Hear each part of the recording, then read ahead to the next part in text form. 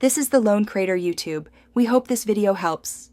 In this video, I will show you how to change a Ford Escape air filter.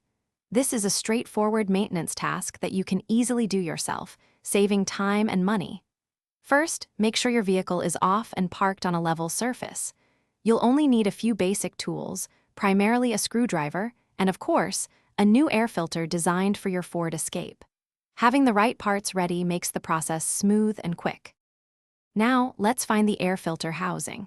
It's typically a large black box located on the passenger side of the engine compartment, connected to the engine by a large hose. You'll see several clips or screws holding the cover in place. Carefully unclip or unscrew these fasteners.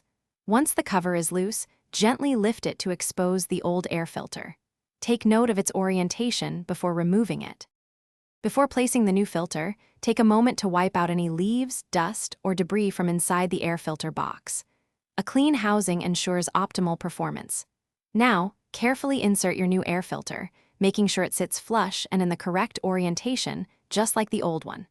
Once it's properly seated, place the cover back on the housing and resecure all the clips or screws you removed earlier.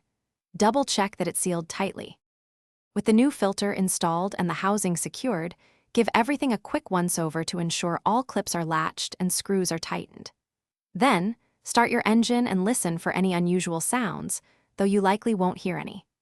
Changing your air filter regularly, perhaps every 15,000 to 30,000 miles, helps maintain engine health and fuel efficiency. For more great deals, and to check out those leak-proof meal prep containers, be sure to look in the description below. Thanks for watching. Consider subscribing if we helped you.